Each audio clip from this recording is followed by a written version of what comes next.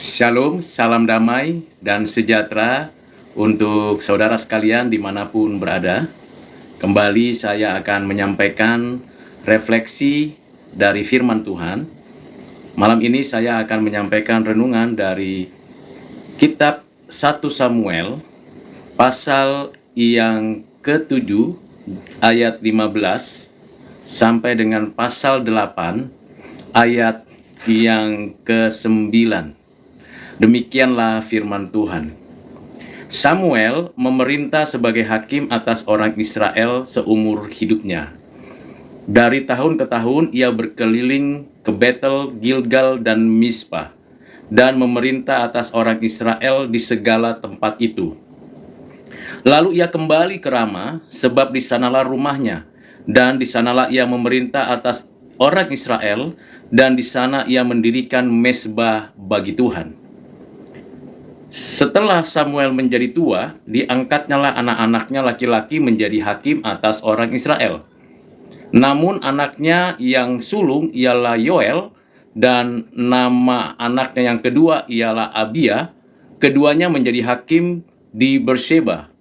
Tetapi anak-anaknya itu tidak hidup seperti ayahnya. Mereka mengejar laba, menerima suap, dan memutarbalikkan keadilan. Sebab itu, berkumpullah semua tua-tua Israel.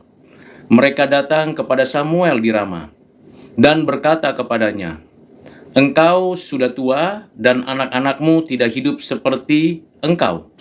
Maka angkatlah sekarang seorang raja atas kami untuk memerintah kami, seperti pada segala bangsa-bangsa lain."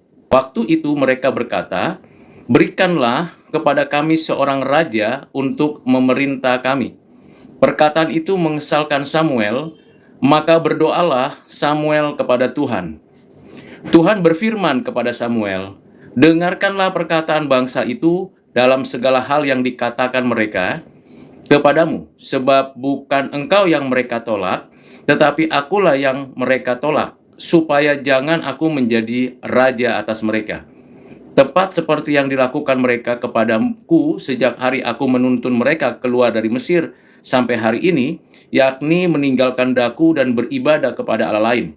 Demikianlah juga dilakukan mereka kepadamu.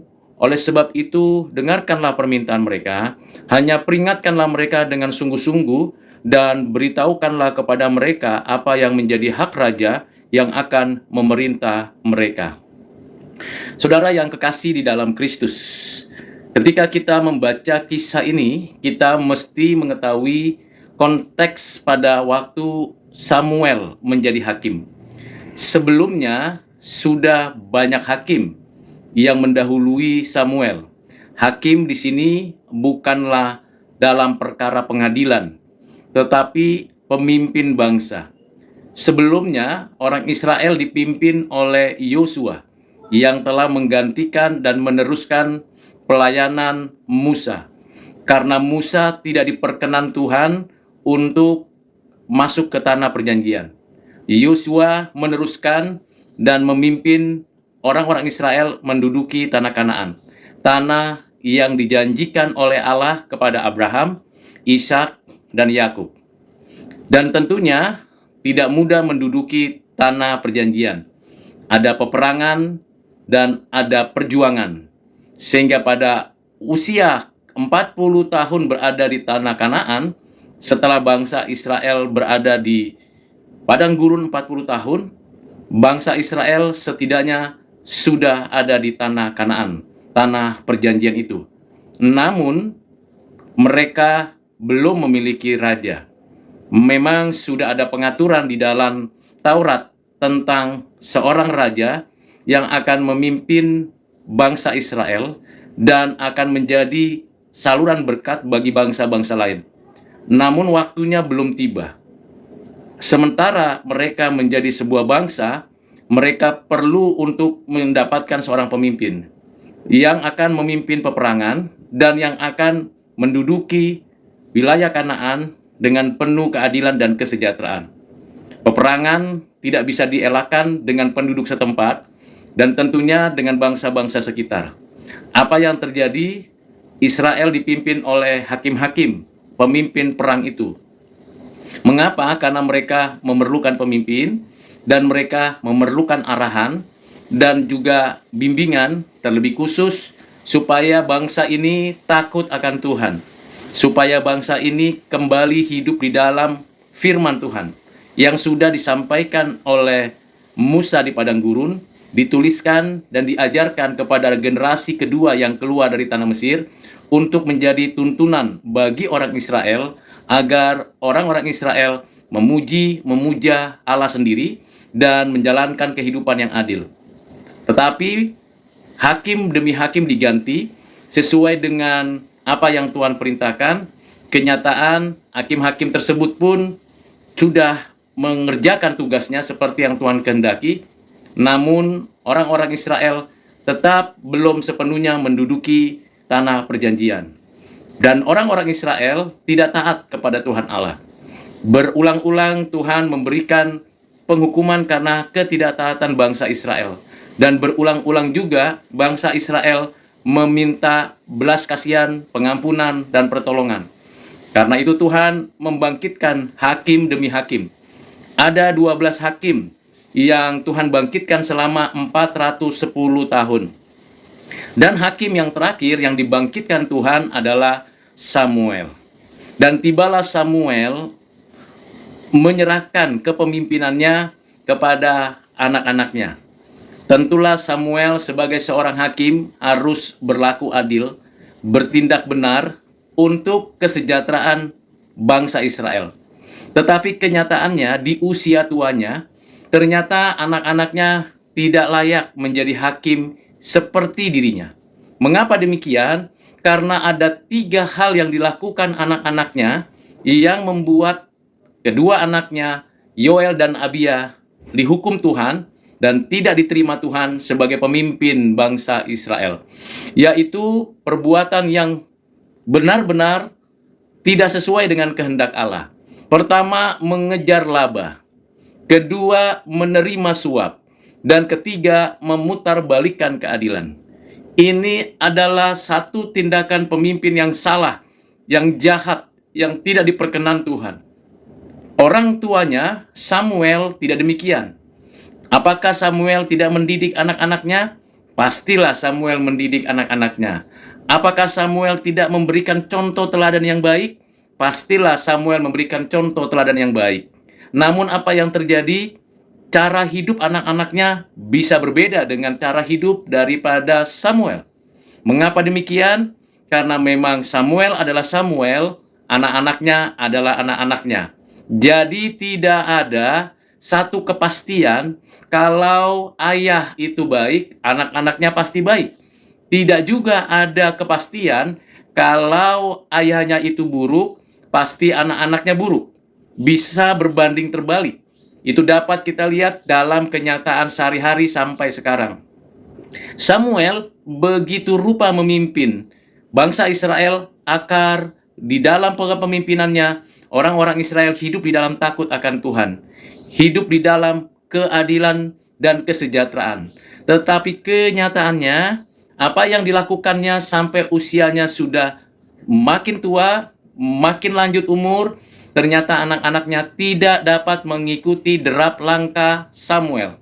Dan apa yang dilakukan anak-anaknya ini sungguh sangat memalukan. Akibatnya, rakyat tidak lagi menaruh percaya kepada Samuel. Rakyat tidak lagi menghargai Samuel. Padahal Samuel tidak salah. Padahal Samuel tidak keliru. Tetapi mengapa bisa anak-anaknya bisa salah dan keliru? Banyak orang menganggap Samuel gagal. Samuel tidak berhasil. Ya, memang setelah Samuel tidak ada hakim-hakim lagi. Tidak ada orang yang meneruskan lagi. Tidak ada anak-anaknya yang meneruskan lagi. Upaya Samuel untuk melanjutkan kepemimpinannya kepada anak-anaknya tidak berhasil. Mengapa? Karena karakter ayah itu berbeda dengan karakter anak. Karakter anak itu berbeda dengan karakter ayah. Samuel menerima panggilan dan diutus oleh Allah menjadi hakim. Tetapi anak-anaknya tidak demikian. Ia menerima warisan kepemimpinan ayahnya. Namun, apa yang dilakukan oleh anak-anaknya? Melakukan hal yang jahat di hadapan Tuhan dan melakukan hal yang jahat di hadapan sesama. mengejar laba. Hal yang dilakukan oleh anak-anak Samuel ialah mengejar laba, mencari keuntungannya sendiri, memperkaya diri sendiri, tidak peduli dengan orang-orang sekitar, tidak peduli dengan kehidupan rakyat, tidak memperhatikan keadaan rakyat yang sengsara dan perlu untuk hidup sejahtera. Mementingkan diri sendiri, mengejar laba, apapun yang diupayakan hanya untuk keuntungan semata. Ini adalah kesalahan fatal sebagai seorang pemimpin. Yang kedua adalah menerima suap. Bisa jadi ada orang-orang di sekitarnya, atau para pebisnis, atau orang-orang yang mencoba mendapatkan keuntungan dari kedekatannya dengan para pemimpin ini. Menerima suap. Apa yang diterimanya? Hasil keringat orang lain. Apa yang diterimanya? Hasil rampasan orang lain.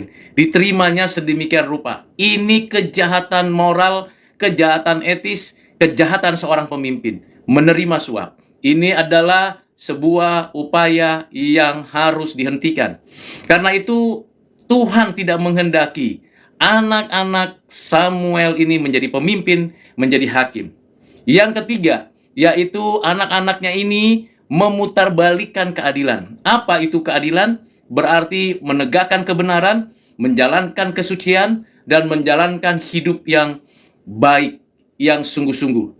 Ternyata anak-anaknya memutarbalikkan keadilan. Jadi rakyat dibodohi, rakyat tidak mendapatkan apa yang menjadi haknya, rakyat mengalami penindasan. Sehingga Yoel dan Abia, anak-anak daripada Samuel ini, ditolak oleh Tuhan, dihukum oleh Tuhan. Dan apa yang terjadi? Tuhan tidak memakai lagi anak-anak Samuel. Saudara yang kekasih di dalam Kristus, pelajaran ini penting bagi siapa saja yang menjadi pemimpin atau yang akan menjadi pemimpin. Ketahuilah bahwa tanggung jawab seorang pemimpin tidak berhenti pada dirinya, tapi keluarganya, rakyatnya harus dididik, dilatih, diberikan suatu contoh teladan yang baik.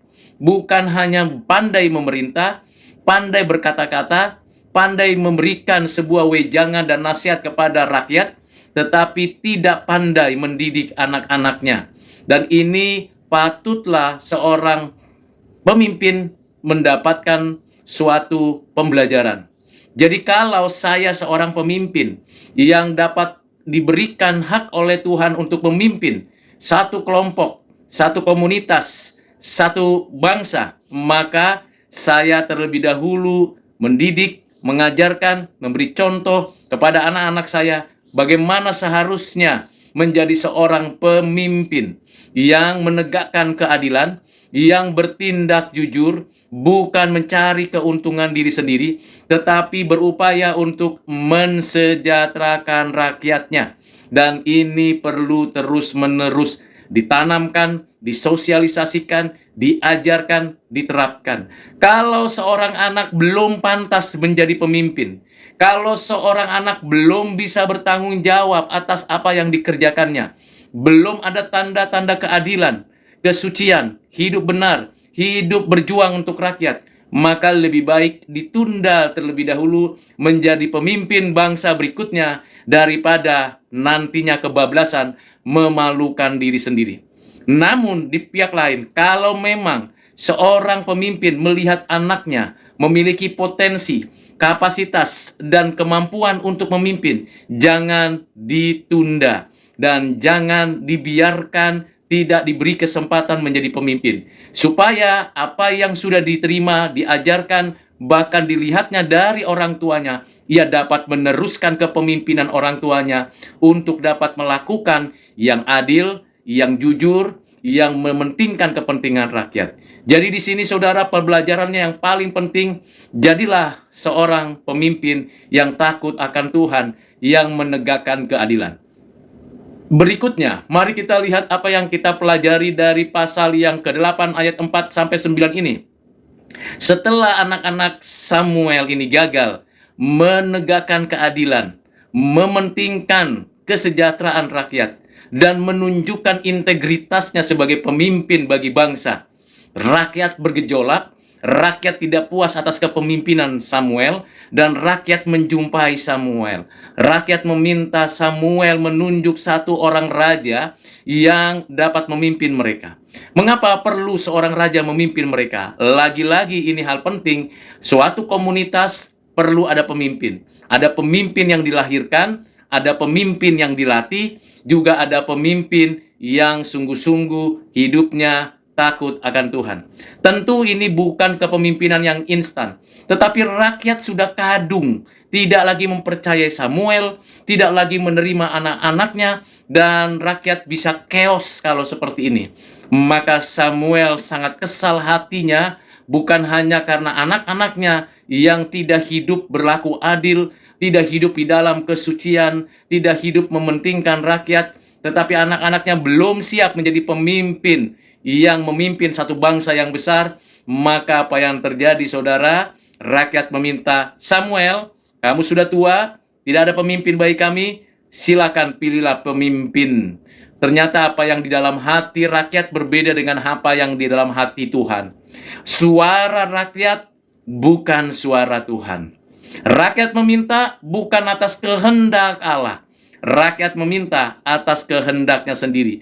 Dan rakyat meminta itu karena ada bangsa lain yang punya raja, yang tentu bisa makmur, bisa berhasil, bisa sukses.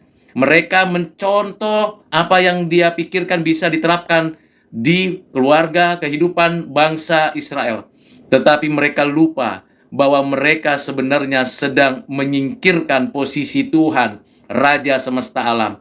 Raja yang memimpin mereka keluar dari perbudakan dari Mesir, raja yang memimpin mereka selama perjalanan di padang gurun, raja yang memimpin mereka selama mereka di masa peperangan di tanah Kanaan selama 410 tahun itu. Namun apa yang terjadi? Rakyat tidak mau, tidak peduli apapun yang menjadi nasihat Samuel. Yang penting ada raja. Persoalan rajanya itu siapa tidak terlalu penting, karena sudah tidak lagi percaya kepada Samuel. Samuel, seorang yang takut akan Tuhan, tidak berdiam diri tentunya. Apa yang dilakukan Samuel, saudara? Yang dilakukan Samuel berjumpa kembali dengan Tuhan, bertanya, bagaimana ini? Dengarkanlah, kata Tuhan, perkataan bangsa itu. Akhirnya, kalau kita baca pasal yang ke-9 dan selanjutnya, kita mengetahui satu orang dipilih dari antara bangsa Israel. Dari antara bangsa Israel ada satu orang dari suku Binyamin, namanya Saul. Perawakannya, temperamennya, dan profilnya itu benar-benar bisa menjadi pemimpin. Dan itulah yang dipilih oleh bangsa Israel menjadi raja. Jadi di sini suara rakyat, suara demokrasi, yang banyak menjadi pemenang, yang sedikit tidak dapat kekuasaan apa-apa. Jadi satu sisi suara rakyat sepertinya benar karena lebih banyak suaranya memilih, dan suara Tuhan diabaikan. Seolah-olah Tuhan itu tidak perhatikan bangsa Israel. Tetapi Tuhan mengatakan, silakan pilih raja, dan raja pun akhirnya dipilih. Apa yang terjadi? Saudara perhatikan dalam kisah ini selanjutnya, raja Israel yang pertama adalah dari suku Binyamin. Padahal penetapan Tuhan dalam apa yang dinyatakan Tuhan bagi orang Israel melalui apa yang dikatakan oleh Yakub di masa tuanya, waktu itu masih ada di tanah Mesir.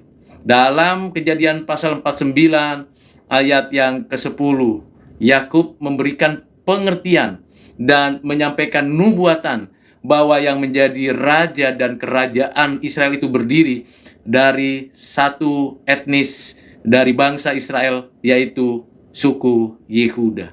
Tetapi apa yang terjadi?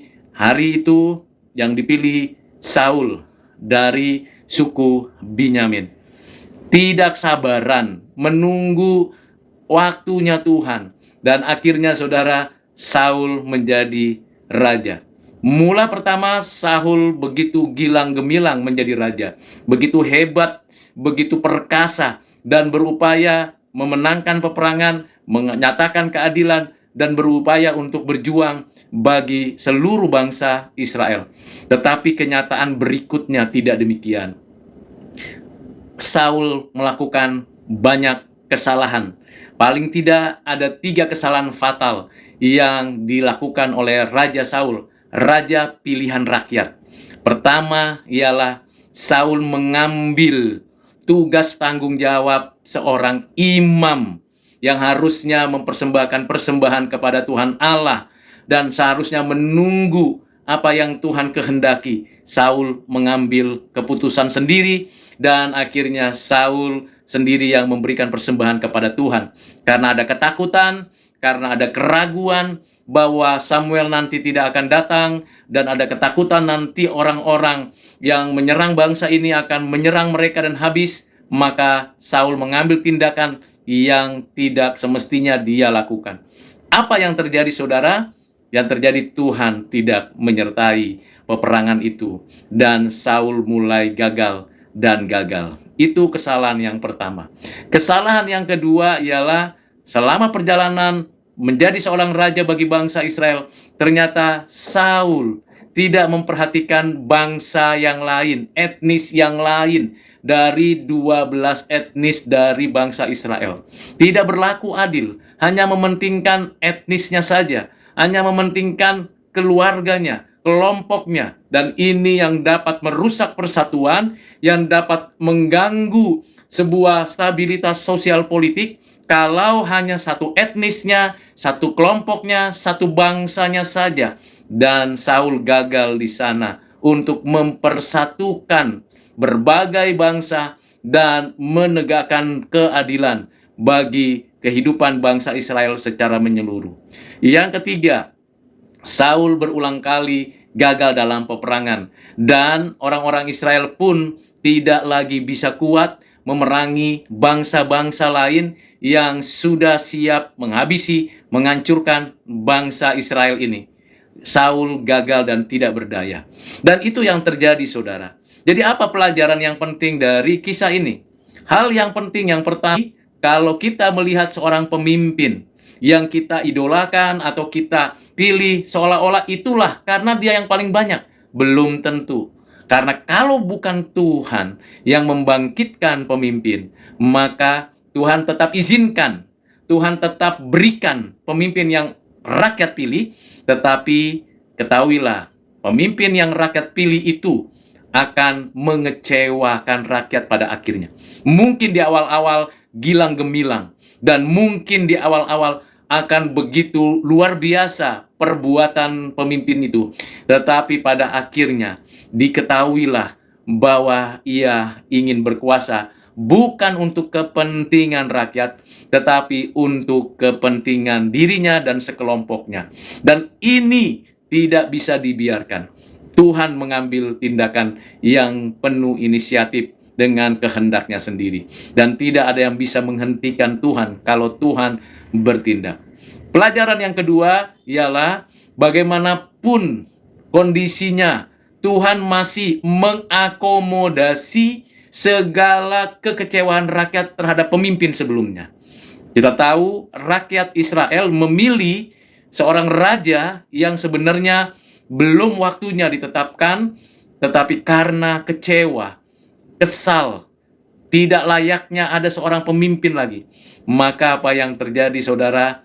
Diakomodasi, diterima, diizinkan Tuhan. Suara rakyat ini memilih pemimpinnya. Sayangnya rakyat tidak mau bertanggung jawab ketika pemimpinnya itu melakukan hal yang tidak diperkenan Tuhan. Rakyat hanya gegap gempita dalam pemilihan saja. Tetapi rakyat selama kepemimpinan Saul tidak berani mengambil satu tindakan kritik terhadap pemerintahan Saul. Sampai waktunya Tuhan sendiri yang mengkritik, menyetop perbuatan Saul. Apa yang terjadi, saudara? Kalau seorang pemimpin yang dipilih oleh kita, dan selama kita melihat pemerintahannya, tiap hari, tiap saat, saudara dan saya bertanggung jawab mengawasi pemerintahan dari pemimpin yang kita pilih itu. Siapapun dia, Dia harus betul-betul diawasi. Bukan diawasi oleh sekelompok orang elit saja, itu terlalu remeh. Bukan diawasi oleh sekelompok orang yang tidak bertanggung jawab, itu terlalu rendah. Rakyat yang mengawasi tiap pekerjaan. Dan sekarang apalagi kalau di dalam dunia digital, kita bisa menyampaikan apa yang menjadi isi hati Tuhan. Kalau pemerintahnya memang tidak baik, segera rakyat peduli dan perhatikan. Nah, di dalam konteks kita, di negeri kita ini, saudara dan saya mesti perhatikan. Kalau saya dan saudara sudah memilih pemimpin yang akan memimpin bangsa ini, saudara dan saya punya hutang untuk bertanggung jawab. Tidak boleh dibiarkan. Jangan di akhir pejabatannya berakhir, jangan di akhir baru diberikan kritik, salah besar. Di awal, pertama, sejak dilantik, diselidiki, diperhatikan, berani untuk turun, menyatakan kesalahan-kesalahan kalau pemimpinnya salah, menyatakan apresiasi kalau pemimpinnya baik. Dan ini penting dan perlu. Itulah berlaku adil. Sayangnya, seringkali kita hanya mengkritik di akhir, tapi tidak pernah mengkritik di awal. Sayangnya, kita hanya pandai untuk memilih pemimpin, tapi tidak pandai menjaga pemimpin supaya tetap setia, menegakkan keadilan, menyatakan hidup yang berintegritas. Ini yang terjadi, saudara. Itu sebabnya pada saat-saat genting itu, Tuhan yang intervensi. Dan akhirnya, Saul diganti oleh seorang anak muda namanya Daud.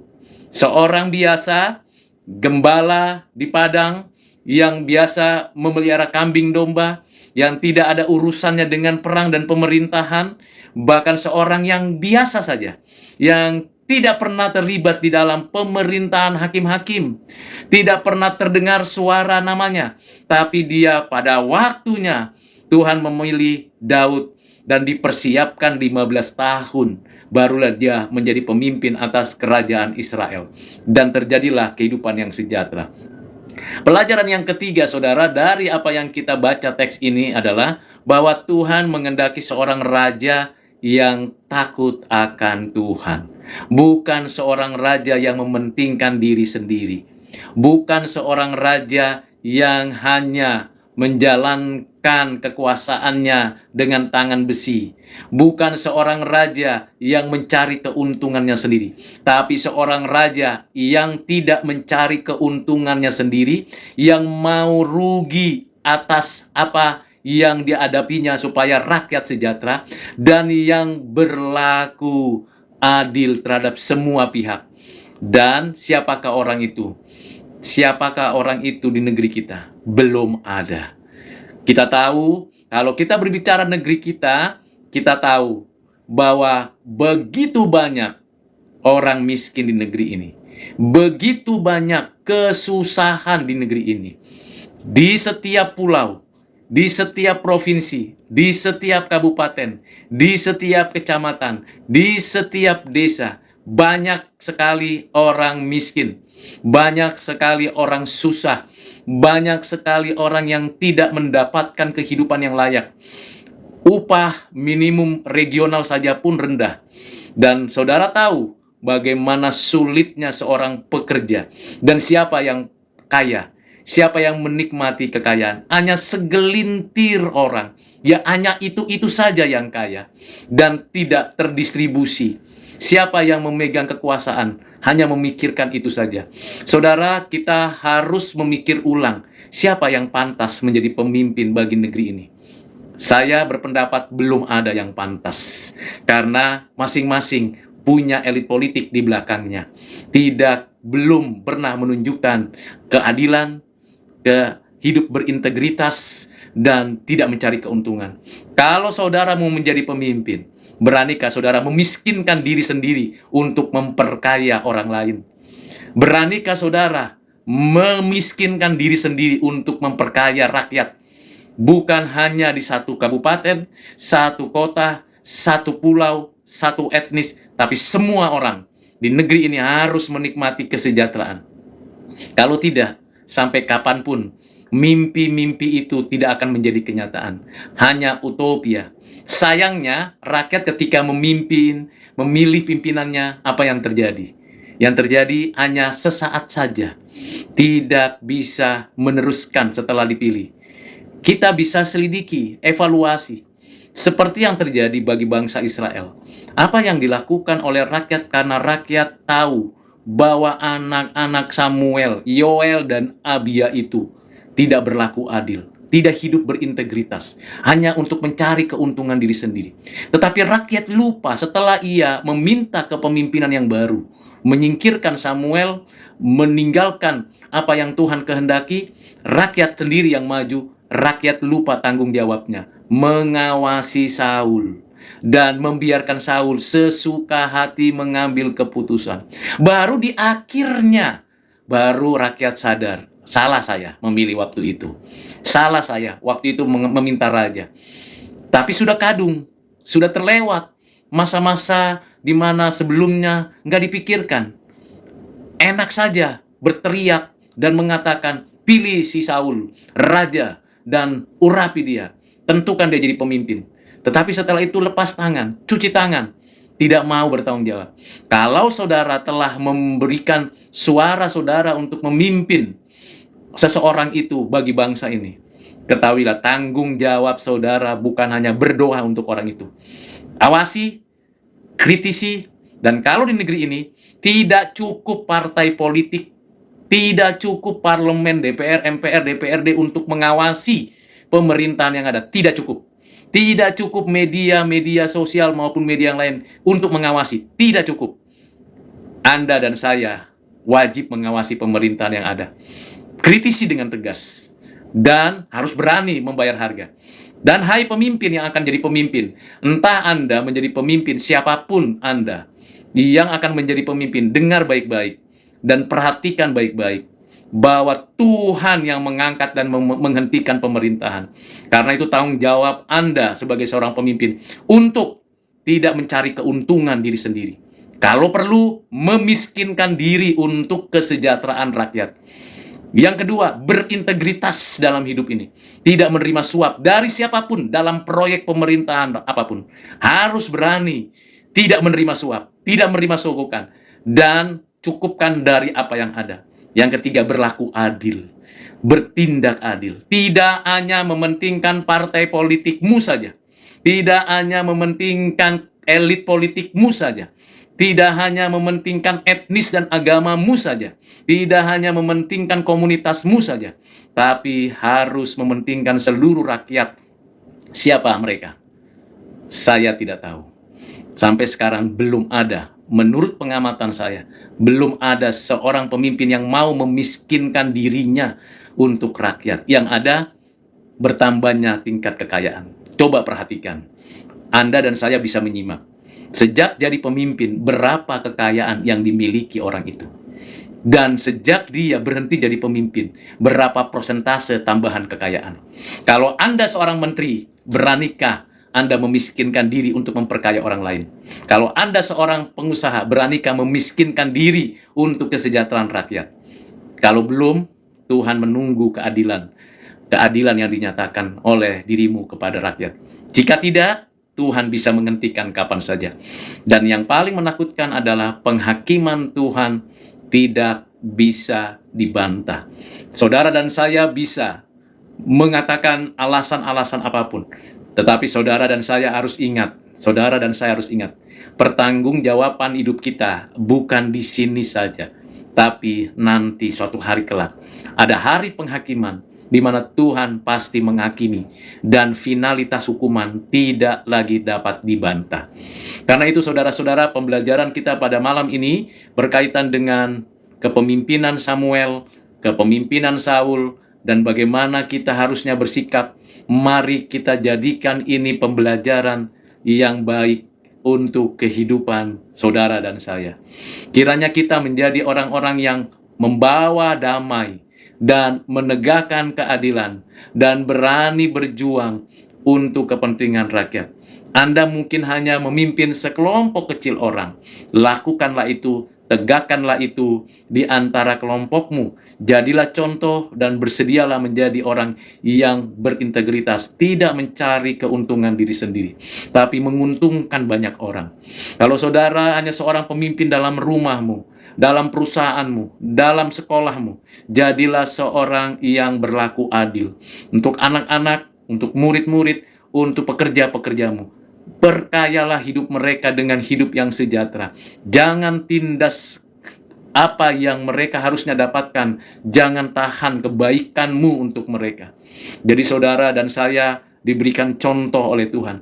Kalau ingin hidup taat kepada Tuhan, lakukanlah kehendaknya dengan setulus-tulusnya. Tuhan memberkati saudara dan kita sekalian. Kita berdoa untuk negeri kita, supaya nantinya kita berharap yang menjadi pemimpin di negeri ini benar-benar takut akan Tuhan. Kita tahu track record dari seorang pemimpin-pemimpin yang hadir saat ini. Tentunya tiap-tiap calon pemimpin itu tidak ada yang tidak berdosa. Pemimpin-pemimpin bangsa itu dan calon-calon pemimpin bangsa itu tidak ada yang tidak berdosa. Semuanya orang berdosa, pernah berbuat dosa. Tetapi setelah ia mencalonkan diri menjadi pemimpin, dia harus tahu bahwa tanggung jawabnya bukan hanya memperkaya orang lain, tetapi itu menjadi cambuk untuk tidak lagi melakukan ketidakadilan. Kalau di masa lalu engkau hidupmu rusak, bertobatlah kalau engkau mau menjadi pemimpin bangsa ini.